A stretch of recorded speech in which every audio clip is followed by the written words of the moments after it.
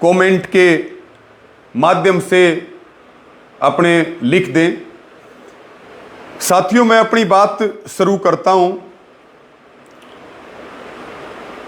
13 तारीख की सुबह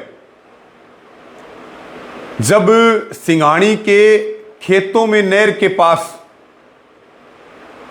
बहन मनीषा की डेड बॉडी मिली, शव सतविसत हालत में था और जिस तरह से डेड बॉडी मिली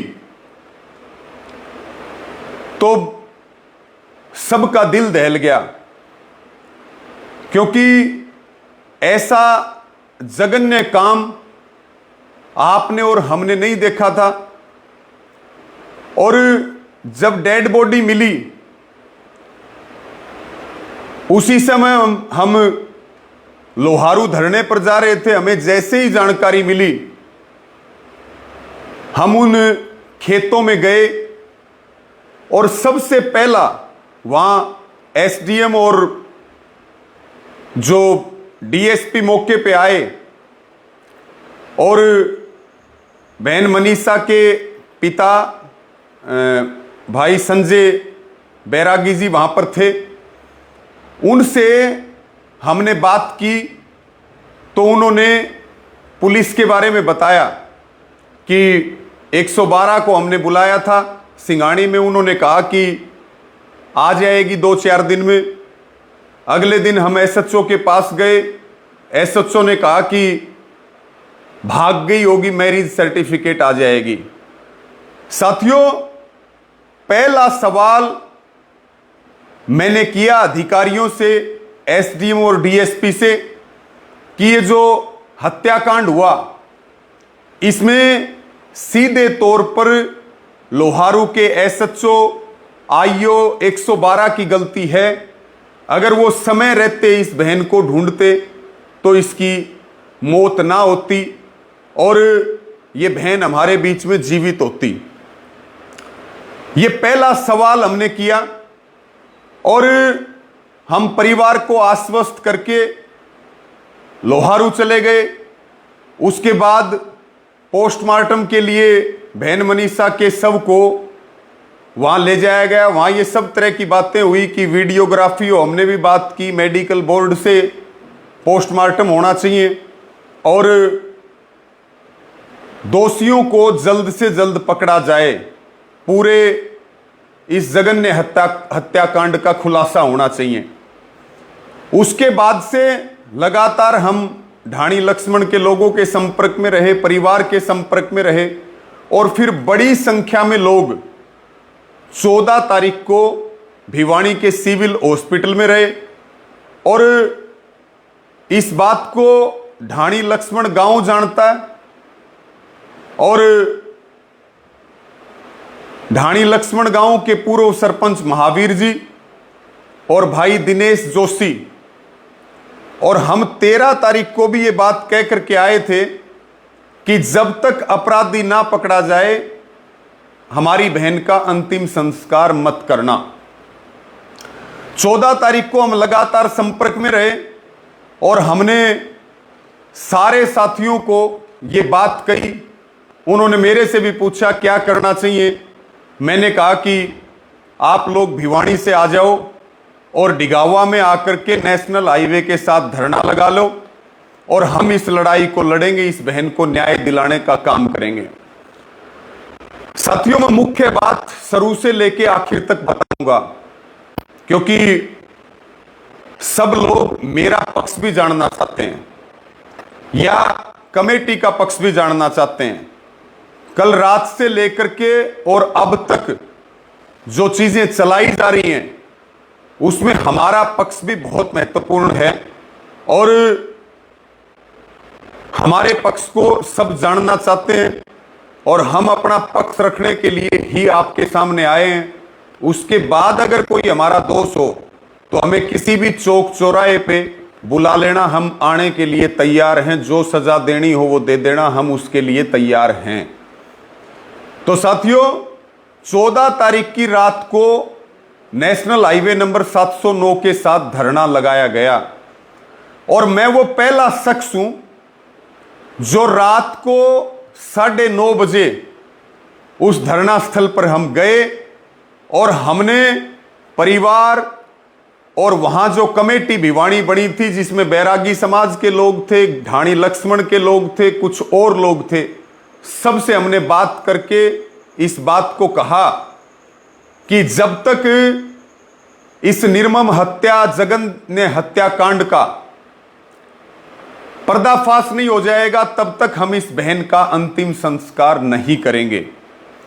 उसके बाद दोषी पुलिसकर्मियों के ऊपर कार्रवाई होनी चाहिए और कार्रवाई ऐसी हो कि पूरे हरियाणा की पुलिस को यह मैसेज जाए कि ड्यूटी ना निभाने का क्या मतलब होता है। हमने इस बात को सबसे पहले कहा, दोषियों को टर्मिनेट करना चाहिए, उनको आरोपी बनाना चाहिए मुकदमे में।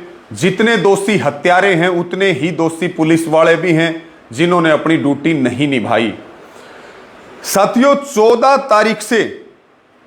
14 तारीख को रात को जब हम गए, वहां कह करके आए, आपने सारी बातें सुनी, हमारे सभी साथी वहां मौजूद रहे और फिर 15 तारीख को महापंचायत बुलाई गई और 15 तारीख को जिस हिसाब से रोष पूरे भिवानी जिले में था, पूरे हरियाणा में रोष था, क्योंकि जिस हालत में शव मिला और जिस हालत में हमारी बहन के पिता ने बयान दिए और फिर हम सारे लोग जुड़े न्याय दिलाने के लिए, और फिर जो आक्रोश पैदा हुआ जनता के अंदर, तो 15 तारीख को फिर महापंचायत बुलाई गई। हजारों की संख्या में लोग आए और 15 तारीख को केवल रात को धरना नहीं था, केवल दिन दिन में धरना था, यानी कि सुबह से लेकर के रात तक। और जो कमेटी 13 तारीख को सिविल हॉस्पिटल में 21 सदस्यों की बनी थी, मैं उस कमेटी का हिस्सा नहीं था। मैं केवल और केवल एक मदद के तौर पे, एक सहयोग के तौर पे कि भाई बहन बेटियां सबकी बराबर होती हैं। अगर आज इस बहन के साथ हुआ है, कल किसी और के साथ होगा। अगर हम इस बहन को न्याय दिलवा पाए तो एक नजीर पेश होगी पूरे देश में, पूरे प्रदेश में। साथियों, 15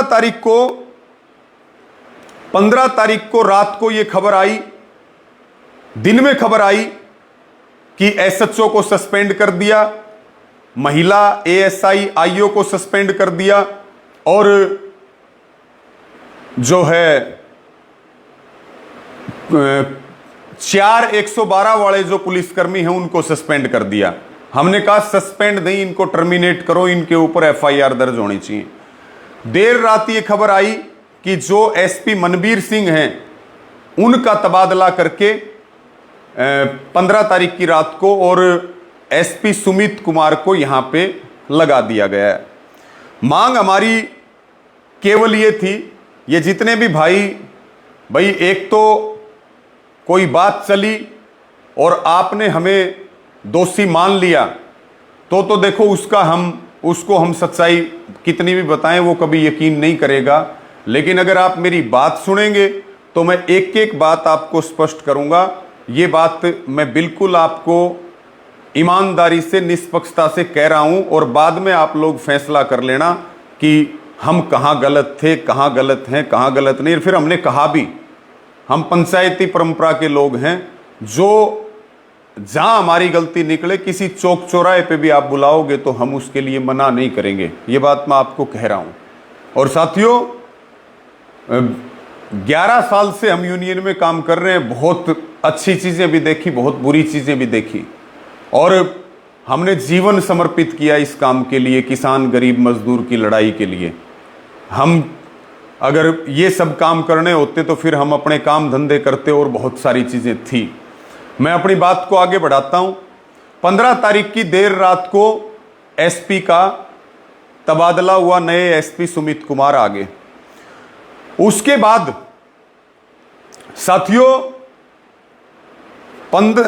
16 तारीख को, क्योंकि 16 तारीख से हमारा ये फैसला हो गया, क्योंकि 16 तारीख को जो पहले 21 सदस्यीय कमेटी बनाई थी, सारे लोगों ने सलाह करी कि उन लोगों को भी ले लो और कुछ नए लोगों को भी ले लो, और लगभग 25 सदस्यों की एक नई कमेटी का गठन किया गया, जिस कमेटी में मैं शामिल था, जिस कमेटी का मैं हिस्सा था। उसके बाद 16 तारीख को हमें यह बात पता चली, क्योंकि जिस समाज से हमारी ये बेटी है उसी समाज के एसपी को भी यहां सरकार ने लगाया, कि सुबह 8 बजे मनीषा के पिताजी और उनके साथ में शायद उनके चाचा को एसपी ने बुलाया है, और एसपी ने बुला करके उनसे भिवानी में बातचीत की है। कमेटी को इस बारे में कोई जानकारी नहीं थी कि भाई मनीषा के फादर और मनीषा के दादा यानी कि संजय जी के चाचा, शायद चाचा हैं, चाचा को बुलाया है। फिर हमारी कमेटी की मीटिंग हुई, और जैसे ही हमें सूचना मिली कि भाई आप लोग तो आंदोलन कर रहे हो, क्योंकि पहले हमने परिवार को भरोसे में लिया था, क्योंकि परिवार के बिना कोई भी आंदोलन नहीं चल सकता इस तरह से।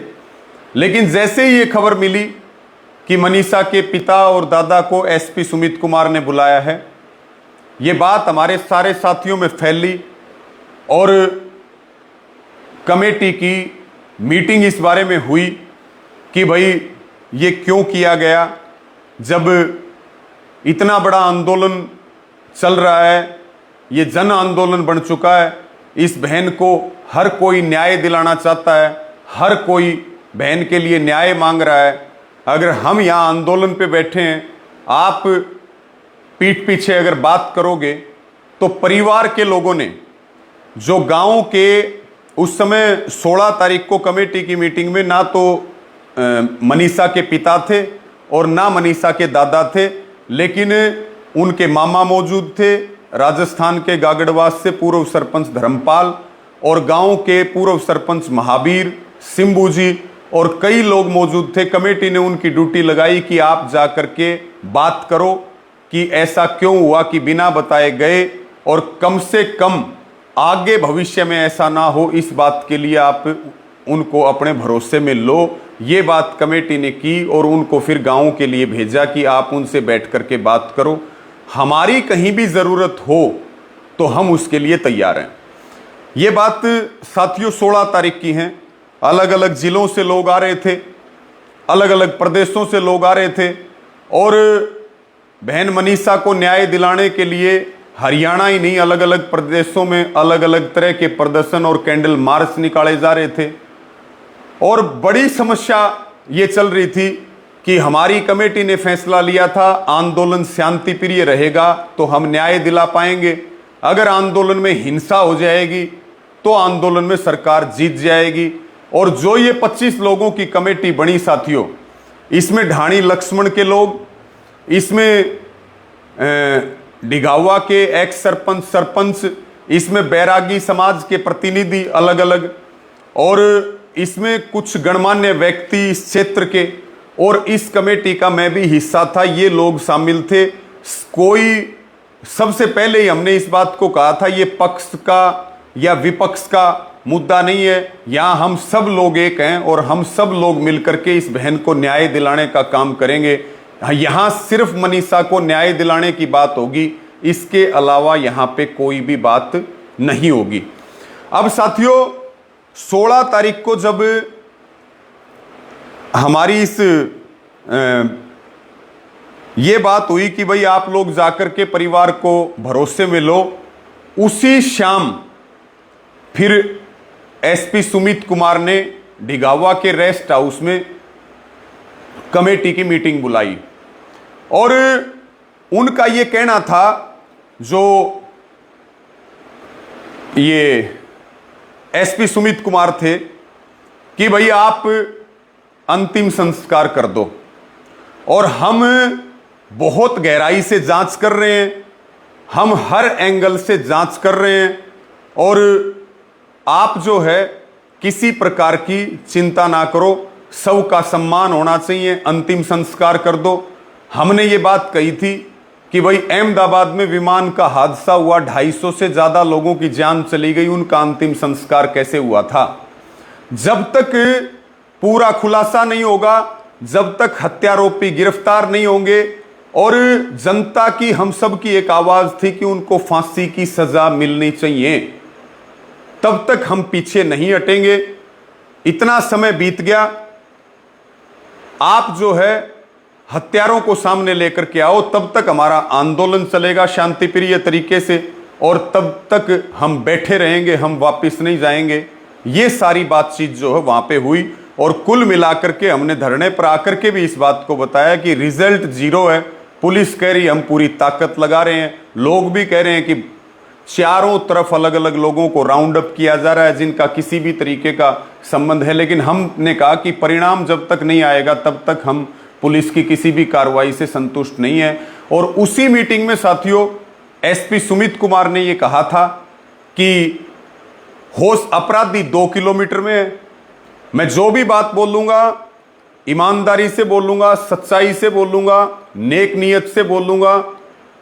इससे ज्यादा आरोप मेरे ऊपर जीवन में लग भी नहीं सकते। तो मैं कोई भी बात ना कहानी बनाऊंगा, ना कोई चालाकी करूंगा, ना कोई अलग तरह से मैं कोई बात कहूंगा। मैं जो भी कहूंगा सच्चाई कहूंगा और डंके की चोट पे कहूंगा। और सच तो सामने आएगा, आज नहीं तो कल सच तो सामने आएगा। सच को कोई छुपा नहीं सकता। उसी कमेटी की मीटिंग में यह कहा गया था कि हो सकता है आरोपी आपके धरने पे ही हो सकता है। उन्होंने ये बात कही कन्फर्मली कि जो भी है वो 2 किलोमीटर के दायरे में है। अब साथियों हमने उनको ये आश्वस्त किया था कि भाई हमारी कमेटी हर तरह से आपका सहयोग करेगी। उन्होंने कहा हमारा जांच में सहयोग करिए ताकि हम इसका जल्दी खुलासा कर पाएं, हम हर एंगल से जांच कर रहे हैं। हमने आश्वस्त किया था, हमने मतलब पूरी कमेटी ने, पूरी, क्योंकि जो कमेटी लगभग 25 लोगों की थी, बातचीत करने के लिए मेरे हिसाब से 11 लोगों को भेजा गया था और मैं उस बातचीत में शामिल था। ये सारी बातें वहां हुई। कमेटी ने आश्वस्त किया कि बिना सच्चाई जाने हम जो है यानी कि हत्यारोपियों की गिरफ्तारी तक हम अंतिम संस्कार नहीं करेंगे, आप जल्दी करिए। और उसी में कमेटी ने यह कहा था चाहे अपराधी हमारे बीच से ही क्यों ना हो, उसको भी वही सजा मिलनी चाहिए जो हम दूसरों के लिए मांग कर रहे हैं। अब साथियों 16 तारीख की अगर हम बात करें, हमारी जो कमेटी थी, शाम को वहां से आने के बाद अनुशासन समिति बनी, 6 सरपंच उसमें लिए गए कि लोगों में आक्रोश बहुत है, हम जानते भी नहीं है कहां कहां से लोग आ रहे हैं। शांति व्यवस्था बनाए रखना बहुत जरूरी है। अगर थोड़ी सी भी गलती हुई तो कोई बड़ी घटना हो जाएगी और पहले ही नुकसान हो रहा है और ज्यादा नुकसान हो जाएगा और बहन मनीषा को हम न्याय नहीं दिला पाएंगे। उस कमेटी ने 17 तारीख को सुबह ड्यूटी संभाली। और 17 तारीख को एक बात मैं इसके बीच में और बताना चाहूंगा, जब बहन मनीषा की, एक तो ये एसपी के साथ मीटिंग के लिए गए जिसकी कमेटी को कोई सूचना नहीं थी। दूसरी बात, जो बहन मनीषा का वहां पे पर्स मिला था, उसी पर्स में सुसाइड नोट मिला था, लेकिन कमेटी को इस सुसाइड नोट के बारे में नहीं पता था और ना ही एसपी ने हमें सुसाइड नोट के बारे में बताया था। लेकिन सुसाइड नोट मिला था, यह बात मनीषा के पिता को पता थी और उस सुसाइड नोट में शायद देखा भी होगा, मनीषा के पिता के शायद साइन भी ले रखे हैं पुलिस ने। और फिर उसकी हैंडराइटिंग, ये भी दिखा दो आप, ये देख लो आप, ये वो सुसाइड नोट है, ये वो सुसाइड नोट है जिसपे ये नाम भी लिखा हुआ है संजय, ये साइन होंगे मेरे हिसाब में, और ये तारीख है। ये वो सुसाइड नोट है जो हरियाणवी लैंग्वेज में है और इंग्लिश में इसको लिख रखा है। लेकिन हमें इस बात का बिल्कुल भी नहीं पता था कि भाई कोई सुसाइड नोट भी वहां पे मिला है। तो साथियों परिवार को सुसाइड नोट के बारे में पता था, लेकिन हमारे से सुसाइड नोट के बारे में छुपाया गया।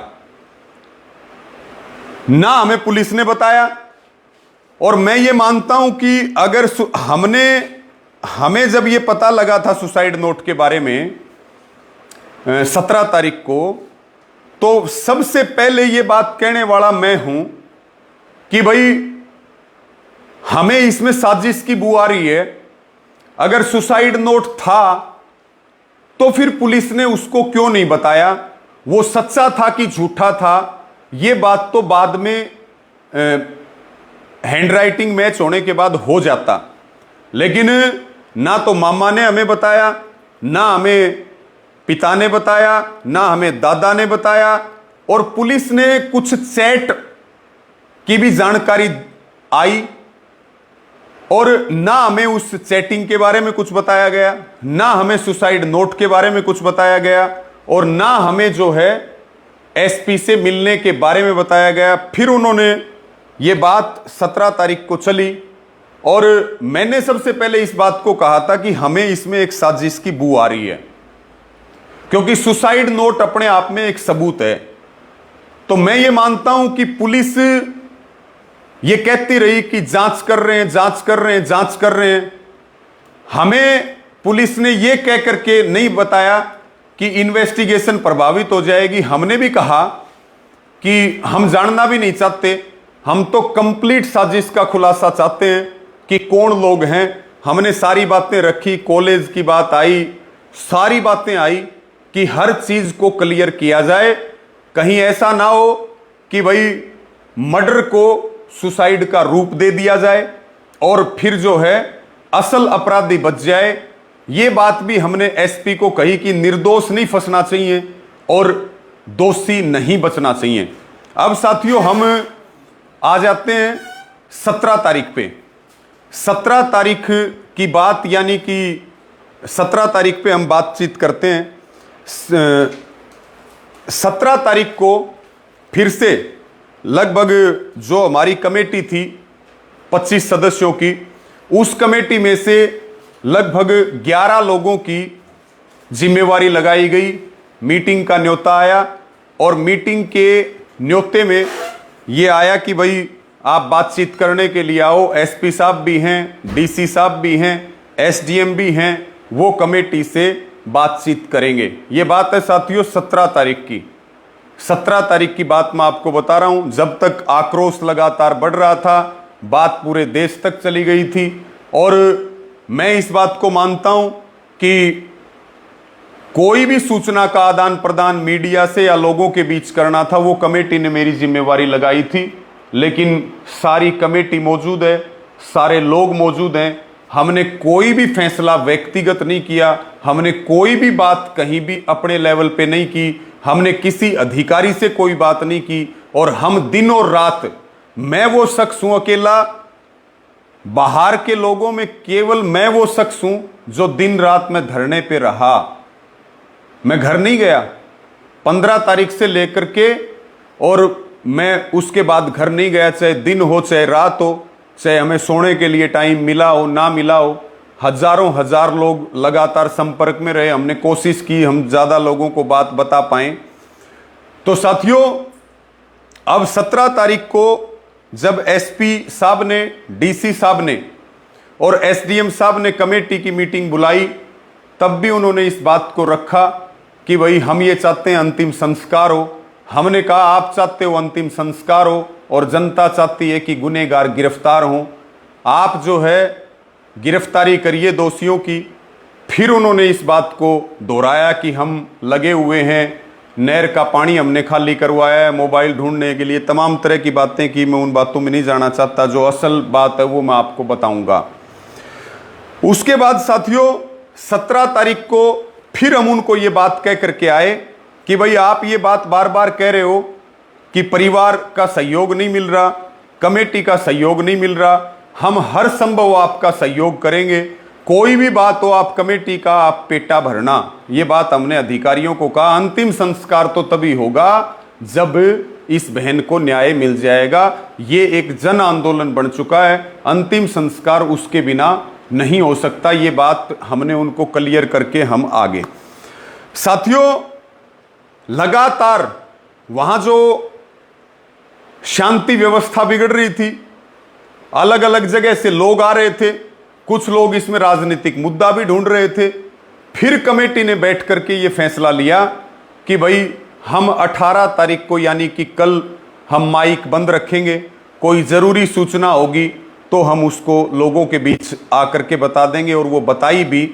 और 4 बजे हम मीडिया को ब्रीफ कर देंगे कि हमारे ताज़ा अपडेट्स क्या हैं। उसके बाद 18 तारीख को मैं आ जाता हूं। 18 तारीख को साथियों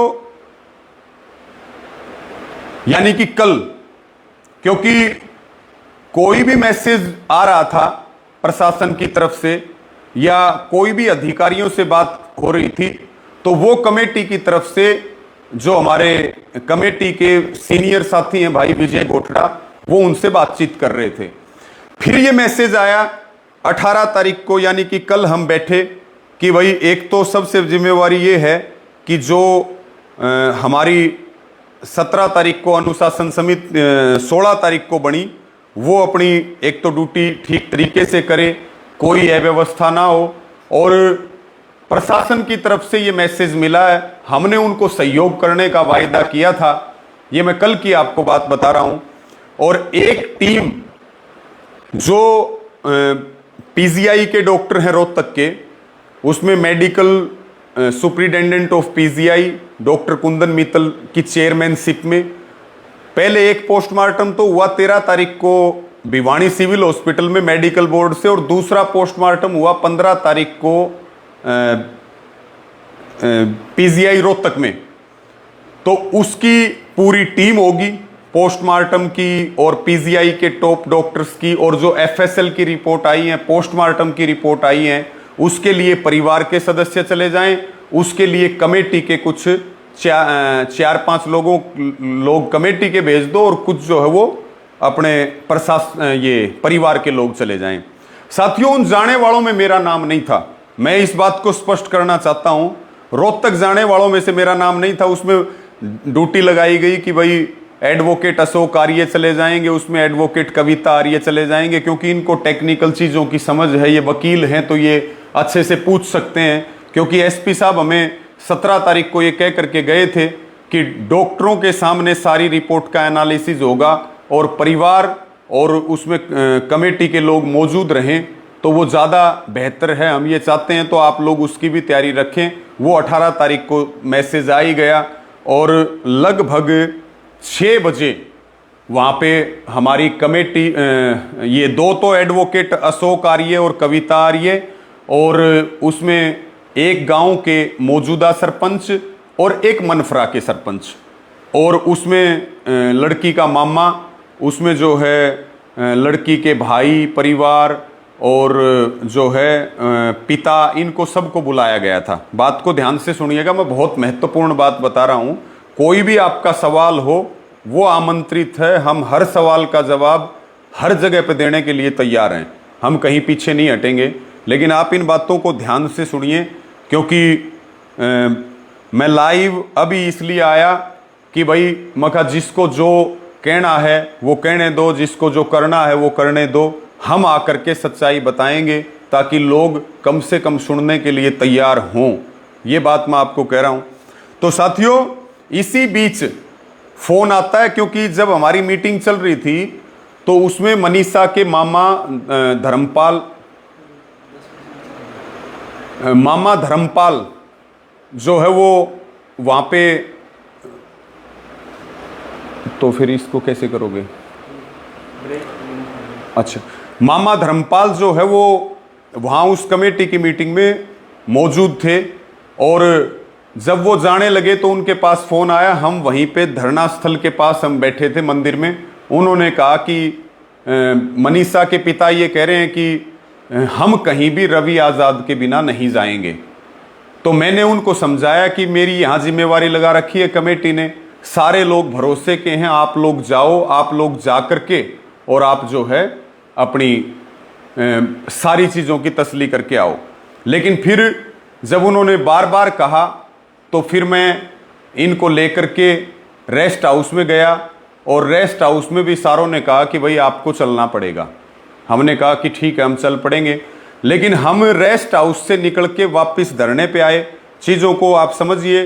2 पुलिस की गाड़ियों में परिवार और कमेटी के सदस्य जो नियुक्त किए थे पहले उनको ले जाया गया। हमने कहा हम अपनी गाड़ी से आ जाएंगे, क्योंकि हमने 4 बजे का टाइम मीडिया को ब्रीफिंग के लिए भी दे रखा है। तो हम वो मीडिया से बात करके कमेटी को बता करके कि भाई परिवार कह रहा है हम भी जाएं, फिर हम वहाँ चले जाएंगे। साथियों, हम लगभग पौना घंटा लेट थे, और जब हम निकल रहे थे तो आपने देखा भी कि किस प्रकार से वहाँ जाम लगा दिया गया था। स्थिति बहुत खराब हो रही थी। जिम्मेवारी थी कि किसी प्रकार की अव्यवस्था ना फैले। इसी बीच जो एसडीएम मनोज हैं, उन्होंने कहा कि संजय को तो आप लोग ले जाके क्या करोगे, संजय को तो आप उतार दो और आप लोग चले जाओ। हमने मनीषा के फादर को रेस्ट हाउस में उतार दिया। वो एक गाड़ी में बैठ करके शायद अपने घर चले गए, हम वहाँ चले गए। अब साथियों, प्रश्न ये उठता है, जब हम वहाँ पे गए पीजीआई रोहतक के अंदर, तो हमारी मीटिंग हुई। पूरी वो डॉक्टरों की टीम सारी रिपोर्ट लेकर के बैठी, परिवार बैठा, कमेटी के लोग बैठे। उन्होंने कहा कि सवाल पूछिए। हमने कहा पहले हमें जानकारी तो दो कि भाई आपकी रिपोर्ट्स में क्या आया, हम इस चीज़ से अनभिज्ञ हैं। उन्होंने पूरी भिवानी की पोस्टमार्टम रिपोर्ट बताई, उन्होंने जो है रोहतक की पोस्टमार्टम रिपोर्ट बताई, और उन्होंने एफएसएल रिपोर्ट आई एक रिपोर्ट को छोड़ करके, और वो उन्होंने ब्रीफ किया। उनका कहने का अर्थ ये था कि भाई बॉडी के अंदर जो है पॉइजन पाया गया है, मोनो पॉइजन। और इसी तरह से हमें इस बात की भी सूचना मिली कि भाई जहाँ से 11 तारीख को ये मोनो खरीदा गया था, ये पहले पुलिस के माध्यम से कमेटी के पास सूचना आ रही थी कि भाई वो लड़का पुलिस ने उठा रखा है। पहले वो मना कर रहा था, फिर उसने हाँ भर ली, और 1 लीटर 600 रुपये की मोनो वहाँ से मनीषा ने ली थी। तो ये बात वहाँ बताई गई कि भाई मोनो बॉडी के अंदर मिला है, और जो हालत सब की सतविसत हुई, उसके लिए जो डॉग और सियार की बाइट है, वो गर्दन पे जो हड्डियां गायब हुई, यानी पूरे चेहरे के ऊपर वो जो नोच रखा है वो डॉग ने, और जो है उसने सियार के ये बाइट्स हैं। हमारा ये सवाल था। एडवोकेट अशोक आर्य ने 13 सवाल पूछे, उसके बाद मेरा नंबर आया। मैंने सवाल पहला यही पूछा कि मनीषा की मौत आपने 15 तारीख को पोस्टमार्टम किया, उससे कितने घंटे पहले हुई? तो डॉक्टरों ने कहा कि 3 से 4 दिन पहले। डॉक्टर छिकारा ये ब्रीफ कर रहे थे सारा वहाँ पे कि भाई 3 से 4 दिन पहले हुई। उसके बाद हमने सवाल किया कि भाई बॉडी फुली हुई क्यों नहीं थी, तो उन्होंने कहा अमूमन 2 दिन का टाइम इसमें लग जाता है। तीसरा हमने कहा कि जब बॉडी के अंदर जहर था, बदबू आती है, तो कोई भी कुत्ता है या सियार है वो कैसे उस पर लग सकता है? तो उन्होंने कहा कि कुछ घंटों के बाद ये लगे हुए हैं, तो उस समय जहर की जो बदबू और है वो कम हो जाती है। और हमने ये भी कहा कि भाई अकेले शरीर को ही मतलब गर्दन को और चेहरे को ही क्यों निशाना बनाया गया, बाकी शरीर को क्यों निशाना नहीं बनाया गया? तो उन्होंने कहा कि जो नंगा होता है शरीर या जो सॉफ्ट जगह होती है, तो वो जहां ब्लड होता है, ब्लड है, क्योंकि उन्होंने बताया कि खून की उल्टी आई हुई थी, तो जहां पे जानवर को ब्लड दिखता है तो वहां पे वो सबसे पहले हमला करते हैं। टेक्निकल सवाल सारे एडवोकेट अशोक आर्य ने पूछे। साथियों, वहां से परिवार ने भी, डॉक्टरों की टीम ने कहा आपका कोई सवाल हो, आपका कोई सवाल हो। फिर वो आए कि परिवार जरूर पूछे। उन्होंने कहा आप जो भी सवाल पूछेंगे। मैंने एक ये सवाल भी पूछा कि भाई जब आदमी मोनो लेता है तो फिर वो तड़फता भी है, वहां पे घर भी हैं, रास्ता भी है, तो वो तड़फी भी होगी, चिल्लाई भी होगी, किसी को पुकारा भी होगा। अगर हम इन रिपोर्ट्स के बेस की बात करें तो डॉक्टरों ने ये कहा था ना कि मोनो पॉइजन या तो लिया है या दिया गया है। उन्होंने दोनों बातें कही, या तो ले लिया या दे दिया गया जोर जबरदस्ती जो बॉडी के अंदर मिला। तो हमने कहा ये फिर ऐसे कैसे संभव हो सकता है कि कोई आदमी जहर पी ले तो वो फिर बचने के लिए कोशिश ना करे?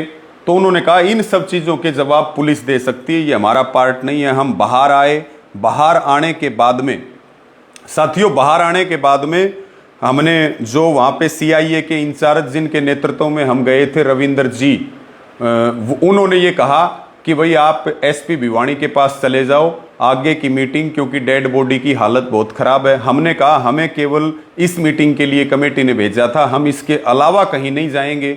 अगर आप जो है हम जाएंगे सीधे डिगावा और वहां जाकर के हम सारी बातें कमेटी के बीच में बताएंगे। आगे की चीज जो भी होंगी वो कमेटी, परिवार और इनके रिश्तेदार और समाज उनको तय करेगा बैठ करके। ये बात हमने उनको कही। मेरा निवेदन ये है, कितना % है ये है? कितना है? 6 है। 1 मिनट साथियों होल्ड रखिएगा, आप इसको यहाँ लेकर के आओ, मैं बिना माइक के बोल दूंगा, लेकिन ये लाइव कंटिन्यू रहना चाहिए। आप इसको निकाल लो, फोन को ये निकाल दो आप माइक, और आप यहाँ बैठ जाओ। एक बार इसको लगा लो चार्ज। नमित आगे ले लाइट, नमित इसको आप आगे ले आओ।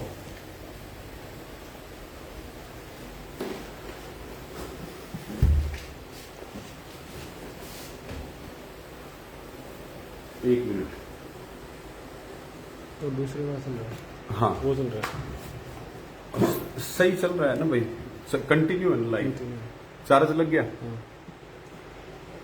तो साथियों मेरी आवाज आप तक साफ आ रही होगी, क्योंकि फोन की बैटरी कम थी और हम नहीं चाहते कि कोई बात हमारी बीच में टूटे। हम एक एक बात आप तक, सच्चाई वाली जो बात है वो आपके सामने लेकर के आएंगे, एक एक बात लेकर के आएंगे। तो साथियों वहां से हम रोहतक से चल पड़े और हमने कमेटी के साथियों ने हमसे संपर्क किया। हमने कहा कि भाई हम लगभग शायद 9 बजे पहुंचे होंगे, हम 9:30 बजे, कि भाई हम 9:30 बजे के करीब हम डिगावा पहुंच जाएंगे। जो वहां पे डॉक्टरों की टीम ने बताया है वो हम आपको आकर के ब्रीफ कर देंगे। उसके बाद हम आए डिगावा रात को लगभग 9:30 बजे। ये मैं रात की बात बता रहा हूं, फिर बाद में जहां से चीजें बिगड़ी और वो बात मैं यहां तक आपको लेकर के आऊंगा आपके सामने। और हम वहां से जवाब दे ही चुके थे अपने इसको सीआईए इंचार्ज को कि भाई हम जो है कोई भी काम, बार बार हम इस बात को पहले से भी कहते रहे कि साथियों ये आंदोलन देश का है, ये आंदोलन प्रदेश का है, ये जन आंदोलन है। हम तो केवल और केवल व्यवस्था बनाए रखने के लिए हैं। हम इस आंदोलन को नहीं चला रहे, इस आंदोलन को लोग चला रहे हैं, जनता की भावनाएं हैं, कमेटी पे सबकी नजर है। हम कोई ऐसा काम नहीं करेंगे जिससे कोई लोगों का भरोसा टूट जाए। इसलिए हमने हर बात, और ये सच्चाई जानते हैं, वो कहते हैं ना कि भाई बड़ी के तो सब साथी होते हैं, बिगड़ी का तो कोई भी नहीं होता। और आज ये बात मुझे लग रही है कि गर्दिश का जब समय होता है तो कुत्ते भी जो है ना शेर को घेरने के लिए तैयार रहते हैं। ये बात मैं इसीलिए आपको कह रहा हूं। तो साथियों हम आए, और जब तक हम आए तब तक परिवार के, यानी कि मनीषा के पिता को और बाकी परिवार के सदस्य जो रोहतक नहीं गए थे उनको भी वहां बुलाया गया। और फिर जो लोग हमारे साथ थे कमेटी वाले वो भी आ गए, और बकाया जो कमेटी है फोन करके सबको, विजय गोटड़ा जी ने, संजीत सरपंच सिंगाणी ने, सबको बुलाया। अब हमारे से कमेटी ने पूछा कि बताओ क्या बात हुई। हमने कहा कि टेक्निकल समझ एडवोकेट अशोक आर्य को है, तो अशोक आर्य ने कमेटी को सारा ब्रीफ कर दिया। ब्रीफ करने के बाद में कमेटी ने मेरे से पूछा कि आपको क्या लगा। मैंने कहा पीजीआई के डॉक्टरों की बात करें, एफएसएल रिपोर्ट की बात करें तो किसी बात को झुठलाया नहीं जा सकता, लेकिन अगर सबकी हालत देखें और वहां की स्थिति देखें तो ये बात मेरे गले से नहीं उतर रही। ये बात कोई किसी से भी पूछ सकता है, ये मेरा स्टैंड था। लेकिन साथियों कमेटी ने बात करी, उसके बाद में परिवार की भी उसके अंदर सहमति ली गई, या परिवार ने सहमति दी। और मनीषा के मामा धर्मपाल जी वहां मौजूद हैं, कोई भी जाकर के उनसे पूछ सकता है। मैं और किसी साथी का नाम लूंगा तो कोई और बात करेगा, लेकिन मनीषा के मामा भी अपनी इस बात के लिए सहमति दे चुके थे कि भाई कमेटी का फैसला ठीक है, परिवार को भी ये फैसला मानना चाहिए और ये फैसला हमने मिलजुल करके लिया है और अब मनीषा का अंतिम संस्कार करना चाहिए, आंदोलन को स्थगित करना चाहिए और पुलिस को जो सवाल बाकी बचे उनके जवाब देने चाहिए। इसके बीच में साथियों मैं एक बात और कहूंगा, मैं कमेटी में वो 25वें नंबर का आदमी हूं जिसने ये बात कही थी कि भाई परिवार की संतुष्टि सबसे ज्यादा जरूरी है और लोग टकटकी लगा करके देख रहे हैं। और मैंने ये बात कही थी कि आपको इतने सवालों के जवाब नहीं देने पड़ेंगे, लेकिन मुझे बहुत सवालों के जवाब देने पड़ेंगे। कोई भी हम ऐसा काम ना करें जिससे लोगों का विश्वास टूटे और कहीं वो हो बात, लेकिन उसमें परिवार की सहमति, कमेटी की सहमति, उनके मामा की सहमति, सारे पंचायती मौजूद लोगों की सहमति 25वें नंबर के ऊपर जो है सबसे लास्ट में, क्योंकि शुरू में ये फैसला था कि जो भी फैसला लेंगे वो सर्वसम्मति से लेंगे, फैसला हम मिलकर के लेंगे और 25वें नंबर के ऊपर मैंने ये बात कही थी कि भाई इनके रिश्तेदार, इनके परिवार और कमेटी अगर सहमत है तो मैं आप लोगों से अलग कहां जा सकता हूं। उसके बाद ये सारी बात वहां परिवार के साथ बैठ करके हुई। साथियों ईमानदारी की बात बताऊंगा मैं आपको, बिल्कुल ईमानदारी की बात। ना तो हमारे ऊपर कोई सरकार का दबाव था, ना हमारे ऊपर किसी अधिकारियों का दबाव था। हमारे ऊपर अगर कोई दबाव था न्याय दिलाने का तो वो सिर्फ और सिर्फ समाज का था, लोगों का था, नौजवानों का था। इसके अलावा हमारे पास हमारे को जो है हमारे ऊपर किसी का कोई दबाव नहीं था। मैं गलत बात करूं, गलत बात चलती नहीं है। सच्चाई को कोई छिपा नहीं सकता, कोई नहीं छिपा सकता सच्चाई को। अब वहां पे जो मनीषा के दादा हैं वो वहां से उठ करके चले गए रोते हुए और बाहर मीडिया खड़ी थी और एक भाई वहां पे जितेंद्र शर्मा डिगावा का वो खड़ा था। उनकी कुछ बातचीत हुई, फिर मनीषा के दादा ने वहां मीडिया में कहा, कुछ पत्रकार की भाई उन्होंने कहा सबसे पहले कि कमेटी बिक गई, कमेटी सरकार से मिल गई, कमेटी ने ये कर दिया वो कर दिया। अरे भले मानस हो, किसी की चाय भी पी हो, मैं तो बहुत बड़ी बात आपको कह रहा हूं कि मुझे लगभग 11 साल यूनियन में हो गए। कोई आदमी चाय की कप भी साबित कर दे तो मेरी 7 पीढ़ियां उसकी गुलामी करेंगी। और हमने अपना शरीर, अपना काम छोड़ करके लड़ाई लड़ने का काम किया, कभी भी 1 इंच पीछे नहीं हटे। सब लोग जानते हैं, ठीक आज कोई कुछ भी कहे, लेकिन सब इस बात को जानते हैं हमने कभी किसी लड़ाई से कदम पीछे नहीं हटे। मुसीबतें झेली हमने, तकलीफें झेली, लेकिन अपने किसान मजदूर कौम की लड़ाई और मुद्दा चाहे कोई भी हो, रवि आजाद कभी पीछे नहीं हटा और हटेंगे भी नहीं।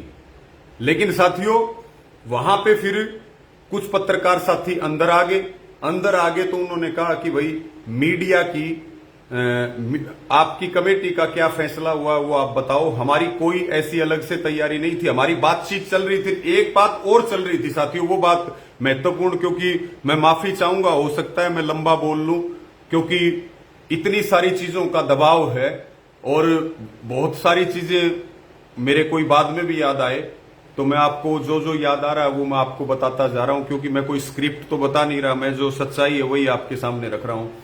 इसी बीच हमारी ये बात भी हुई कि भाई आपका फैसला हो गया अंतिम संस्कार का, लेकिन उससे पहले डीसी और एसपी से परिवार की और कमेटी की मीटिंग हो, क्योंकि उन्होंने ये कहा था कि 17 तारीख को ये कहा था कि हम कल मेडिकल रिपोर्ट्स के बाद फिर बैठेंगे, सारी जो बातें बच गई पुलिस के लेवल की उनका जवाब देंगे। मैंने विजय गोठड़ा जी को खुद कहा कि आप एसपी साहब से टाइम ले लो, ये बात है रात की 11:30 बजे की, और उसी समय ये हंगामा वहां शुरू हो गया। वो टाइम नहीं लिया गया। हमारा ये था कि पहले पीड़ित परिवार, ये कमेटी का था साथियों। मैं एक बात और बताऊं, आज कोई ना तो रवि आजाद उसमें अलग है ना कमेटी अलग है। कमेटी के अंदर सारे पंचायती और सार्वजनिक आदमी थे, सामाजिक आदमी थे। आज कोई किसी को बलि का बकरा बनाए तो भले ही बनाए, हमें उससे कोई आपत्ति नहीं है, लेकिन ये पूरी कमेटी का, मेरी बात पे पूरी कमेटी ने मोहर लगाई थी कि हां बिल्कुल डीसी और एसपी से मीटिंग करनी चाहिए। जो सवाल मन में बच गए उन सवालों को डीसी और एसपी और एसडीएम क्लियर कर दें। और मैंने विजय जी को कहा, मैं बोला आप एसपी साहब से टाइम ले लो, हम रात को 1 बजे भी मीटिंग कर लेंगे। लेकिन लोगों के बड़े सेंटीमेंट हैं, लोगों की बड़ी भावनाएं हैं, बड़ा गलत हुआ है, लोगों ने बहुत संघर्ष किया है।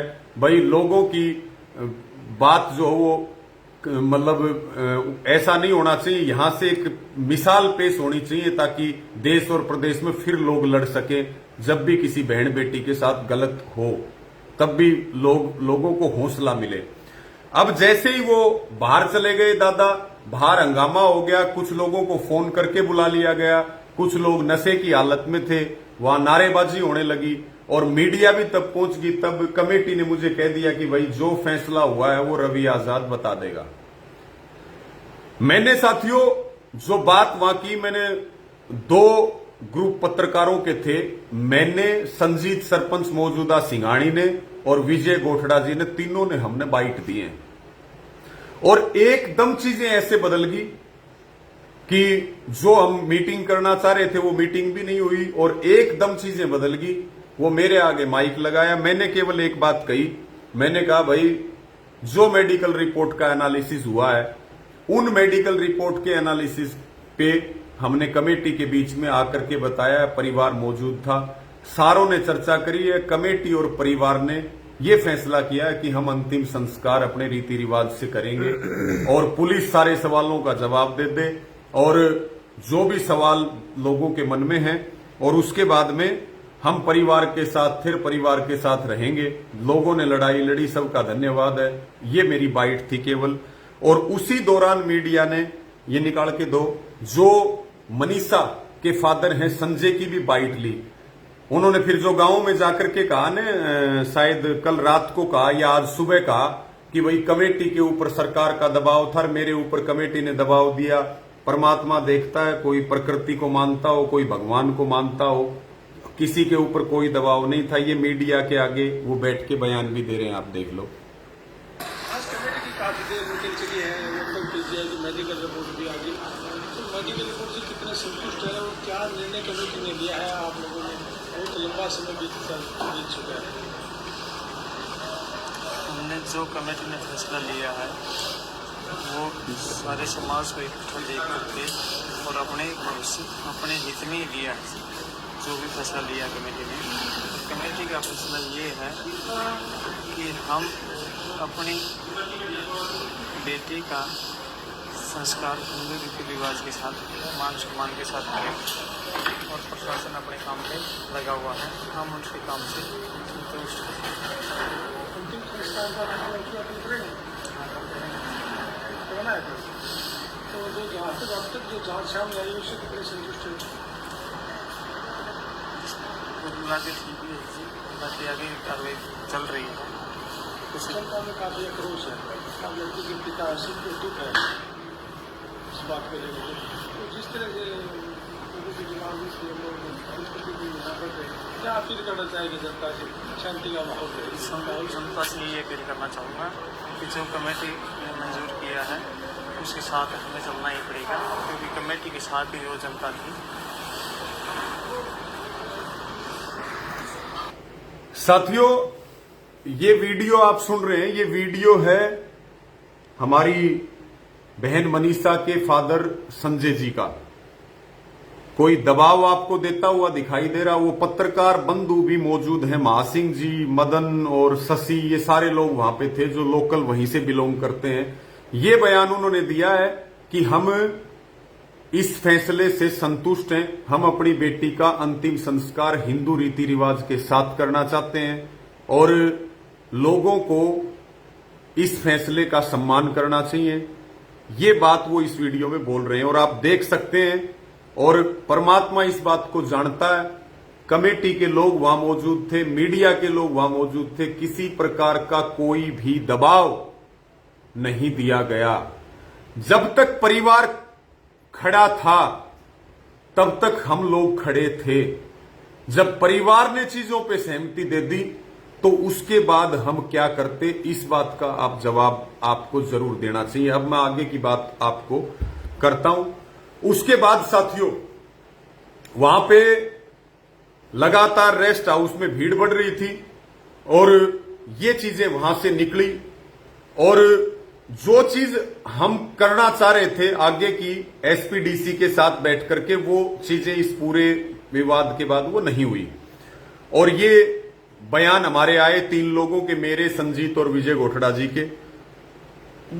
जो बहन मनीषा थी उनके पिता का भी बयान मीडिया ने रिकॉर्ड किया, तो वो आपने सुना। उसके बाद वो गांव में गए, खुद विजय गोठड़ा जी मनीषा के पिता को, मनीषा के दादा को, मनीषा के परिवार में भाई को अपनी गाड़ी में बैठा करके ढाणी लक्ष्मण छोड़ करके आए हैं। और वहीं पे मनीषा के पिता ने एसडीएम को यह कहा कि हम सुबह भिवानी आएंगे बॉडी लेने के लिए और हम जल्दी आएंगे, आप लोग उसकी तैयारी रखियो और हम अंतिम संस्कार करेंगे। और कमेटी ने और सब ने ये कहा हम सारे लोग अंतिम संस्कार में जाकर के शामिल होंगे।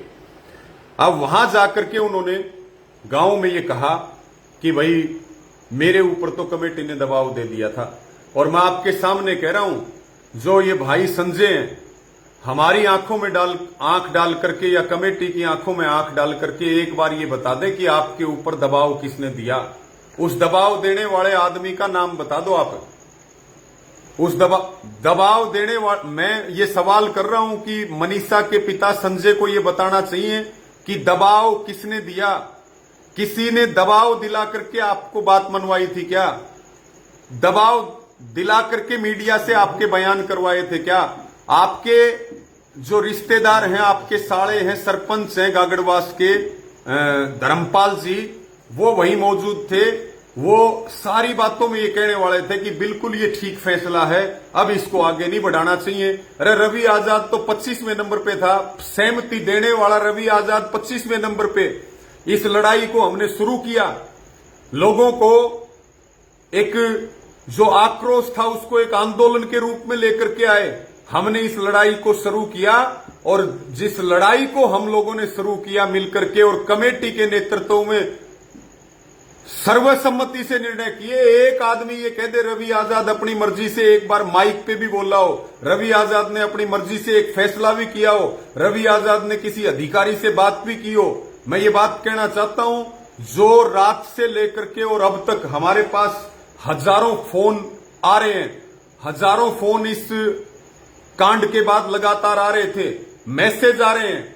साथियों, उन लोगों को मौका मिल गया जो लोग सरकार के हैं या जिन्होंने सरकार का चोला ओढ़ रखा है।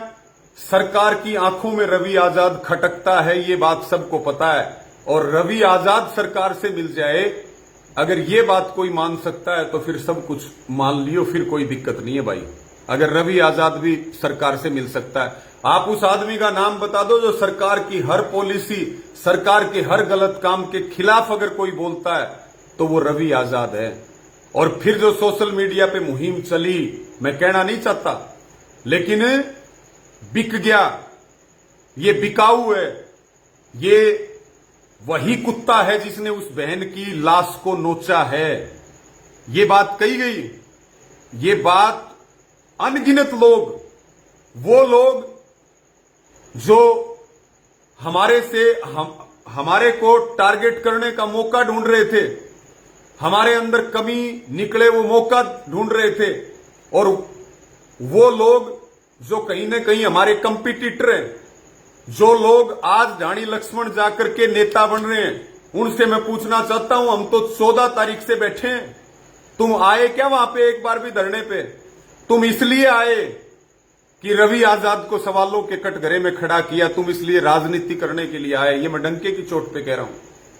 साथियों, सरकार और सरकार समर्थित लोग और जिन्होंने सरकार का चोला, मैं 2-3 बात कहूंगा, कुछ बातें परिवार ने हमसे छिपाई, इस बात में कोई शक नहीं है, और कोई दबाव बनाया हो फैसले के लिए तो मनीषा के पिता भरी पंचायत में पूरी कमेटी की मौजूदगी में जिस भी जगह वो बुलाना चाहें, हम भी आएंगे, सारे लोग आएंगे, वो बताएं कि कौन आदमी है जिसने दबाव दिया। और तीसरी बात, सरकार शुरू से इसमें हिंसा चाहती थी, लेकिन हम लोगों ने सबने मिलजुल करके सबको समझाने का काम किया कि कहीं भी उपद्रव नहीं होना चाहिए, कहीं भी लॉ एंड ऑर्डर नहीं बिगड़ना चाहिए, कहीं भी शांति व्यवस्था नहीं बिगड़नी चाहिए। और फिर उन लोगों को मौका मिल गया जो इंतजार कर रहे थे कि भाई अब तो रवि आजाद फंस गया और अब रवि आजाद को लपेट लो। ऊपर परमात्मा देखता है। मुझे सारी बातें ध्यान भी, मतलब कहने का मतलब यह है कि भाई दुनिया का सबसे बड़ा आरोपी आपके सामने स्पष्टीकरण दे रहा है, और जहां जिसको मौका मिला उसने वो बोला, जिसको जो मौका मिला वो लिखा। और हम उससे पहले नहीं बोले, हमने कहा जो बोलने दो, एक बार लिखने दो, जो लिख रहे हैं, जो बोल रहे हैं, जो माहौल बना रहे हैं, ये सारी चीजें वहां पर की गई, सोशल मीडिया पे करी भी जा रही है, की भी गई। लेकिन हम उनको ये बात कहना चाहते हैं, मौका मिल गया भाई तुमने, अरे ये तो बताओ कम से कम। सबसे पहले पूछने वाले हम, दिन रात हम रहने वाले, सबकी सहमति से सारी चीजें लेकर के आगे बढ़े। सबसे कड़ी और कड़वी बात की तो हमने की, दिन रात डटे रहे तो हम डटे रहे। और उसके बाद हमारे को ये कहना कि भाई आंदोलन बेच दिया। मतलब अब जो पिछले 11 साल से हम आपकी लड़ाई लड़ रहे हैं, क्या यही भरोसा और विश्वास है, यही हमें आशीर्वाद है कि हमें इस तरह से कटघरे में खड़ा करके और हमारे हौसले तोड़ने का काम किया जाए? मैं आपसे पूछना चाहता हूं, कौन भाई भविष्य में आपकी ऐसे लड़ाई लड़ेगा जो आप मेरे साथ जो कर रहे हो? और मैं डंके की चोट पे ये भी कहना चाहता हूं, मेरा तो नार्को टेस्ट करवा लो और कमेटी का नार्को टेस्ट करवा लो, मेरी कॉल डिटेल चेक करवा लो। मैं तो उन सभी लोगों को कहना चाहता हूं जो मेरे ऊपर सवाल उठा रहे हैं, किसी पंचायत में बुला लो, नार्को टेस्ट करवाओ, कमेटी का करवाओ, सबका करवाओ, जो जांच मेरी करनी है वो करो, मेरी कॉल डिटेल्स चेक करो। मैं आपको ये कह रहा हूं साथियों, अगर मेरी 1 इंच भी कमी कहीं मिल जाए, 1 इंच भी कमी कहीं मिल जाए, तो मुझे चौराहे पर फांसी लटका देना। और मेरी 7 पीढ़ियां आपकी गुलामी करने के लिए तैयार हैं। लेकिन जो किया जा रहा है उससे आत्मा दुखी हुई है। जो किया जा रहा है, किए किराए पे, सुबह से लेकर रात तक हमने कभी खाना नहीं देखा, हमने कभी नींद नहीं देखी, हमने कभी अपने काम नहीं देखे, हमने केवल आप लोगों के काम देखे। सैकड़ों आंदोलन रहे हैं, वो लोग सारे जुड़े हुए हैं, कई लोग तो उनमें से भी भटक गए। उनसे पूछना चाहता हूं, तुम्हारी लड़ाई लड़ी कभी 1 पैसा लेकर के गया क्या? कभी बेईमानी की क्या? कभी गलत काम किया क्या? कभी पीछे हटा क्या? कभी डरा क्या? कभी दबा क्या? एक बार बता तो दो इस बात को। ठीक है, जब मुसीबतों का पहाड़ टूटता है तो कमजोरी में सब हमले करते हैं, और वो हमले किए भी गए। एक हमला जो भारतीय किसान यूनियन के प्रदेश अध्यक्ष रतन मान जी, उन्होंने एक वीडियो जारी किया कि हमारा कोई संबंध नहीं है। कुछ भी कहें, हमें कोई आपत्ति नहीं, लेकिन आज भी इस बात को कह रहे हैं कि हम सच्चे थे, सच्चे हैं और सच्चे रहेंगे। और जो ढाणी लक्ष्मण के अंदर आंदोलन चल रहा है और जो उस आंदोलन में नई कमेटी बनी है, वहां जो मांग की जा रही है कि एम्स से पोस्टमार्टम हो और हत्यारोपियों को गिरफ्तार किया जाए और सीबीआई की जांच की बात हो। सीबीआई जांच की बात तो सबसे पहले करने वाले हम ही थे। हम उन बातों का भी समर्थन करते हैं। आज भी मनीषा के पिता, मनीषा का परिवार, मनीषा का गांव और आम जनता भी, चाहे वो मेरी बात हो चाहे कमेटी की बात हो, हमें चाहे ढाणी लक्ष्मण बुला लो, एक बार परिवार और गांव आदेश कर दे, हम तैयार हैं। हम इस लड़ाई से अलग नहीं है, हम इस लड़ाई में शामिल हैं। जो सबसे बड़ी भूल हुई, वो भूल ये हुई कि एक तरफ जनता ये कह रही थी कि जघन्य हत्याकांड हुआ है, दूसरी तरफ पुलिस ये कह रही थी कि हम जांच में लगे हुए हैं। सुसाइड नोट की बात उन्होंने भी हमें नहीं बताई थी। पुलिस की टाइमिंग जो अलग अलग बात रखने की थी, जो उनके पास आ चुकी थी, वो टाइमिंग पुलिस की ठीक नहीं थी। पुलिस की बहुत बड़ी जिम्मेदारी बनती है, लेकिन पुलिस ने अपनी जिम्मेदारी नहीं निभाई। और आज जो हमला हो रहा है, कोई तो इसीलिए कर रहा है कि भाई मेरे खिलाफ चीजें ढूंढ रहा था, उसको मौका मिल गया। कुछ लोग भावना में बह करके कर रहे हैं कि भाई लहर चल रही है, आंधी चल रही है, तुम भी इसमें शामिल हो जाओ। कुछ वो लोग हैं जो हमें कभी अपना मानते ही नहीं थे, मौका देख रहे थे, वो सारे लोगों ने सारा किया। गालियां भी निकाल रहे हैं, पता नहीं क्या क्या गालियां निकाल रहे हैं, क्या क्या आरोप लगा रहे हैं, उन चीजों में हम नहीं जाना चाहते। लेकिन साथियों, मैं अंत में आपको सिर्फ एक ही बात कह रहा हूं कि हमने कोई गलत काम नहीं किया, और फिर भी अगर किसी के पास कोई सबूत हो तो वो भरी पंचायत में हमें बुला करके जो दंड देगा हम भुगतने के लिए तैयार हैं। दूसरी बात, किसी को डाउट है, हम अपना नार्को टेस्ट भी करवाने के लिए तैयार हैं। किसी को डाउट है, हमारे फोन को खंगाल सकता है, हमारी कॉल डिटेल चेक कर सकता है। मैं केवल अपनी बात नहीं कर रहा, मैं इस कमेटी की बात भी कर रहा हूं। कमेटी ने जो मेहनत करी, लोगों के आगे हाथ जोड़े, व्यवस्था बनाई, संघर्ष किया, उसका नतीजा ये है क्या? ये बात, ये इनाम लेने के लिए, ये रिजल्ट लेने के लिए क्या मतलब ये सारी चीजें कमेटी ने की थी? और जिस तरह से दोषारोपित किया गया, रानी लक्ष्मण में आंदोलन चल रहा है, जो वो मांग कर रहे हैं, हमें अब बुला ले भाई, हम तो सिर पे कफन जान हथेली पे रखते हैं। चाहे पीड़ित परिवार अब बुला ले, हमें कोई दिक्कत नहीं। चाहे ढाणी लक्ष्मण गांव बुला ले, हमें कोई, हम कहीं छिप नहीं रहे और ना हम कभी छिपेंगे भविष्य में भी। इसलिए साथियों, मैं ज्यादा ना कहते हुए अंत में एक ही अपील करता हूं कि कुछ भी बोलने से पहले और कुछ भी कहने से पहले कम से कम तथ्यों को देख लेना चाहिए।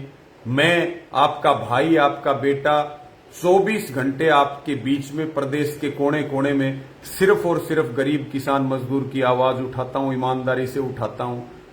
लेकिन अगर ऐसे करोगे तो हम कैसे लड़ाई लड़ेंगे, कैसे और बच्चे या और नौजवान जो है वो लड़ाई लड़ेंगे? इस बात के ऊपर आपको विचार करना पड़ेगा।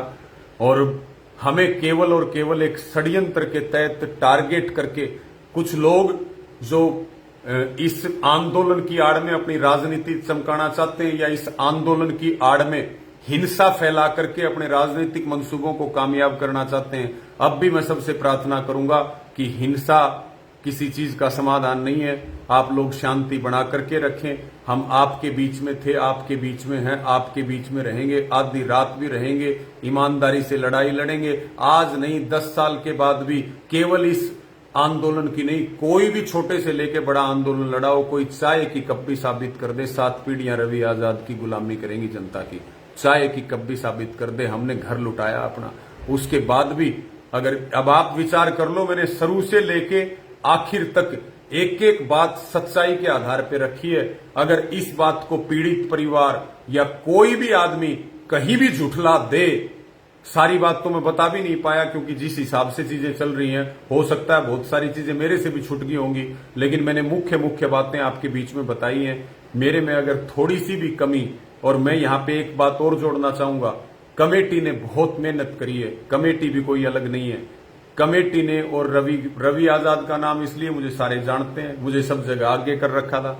कमेटी के लोग अपनी व्यवस्था में और उसमें लगे हुए थे।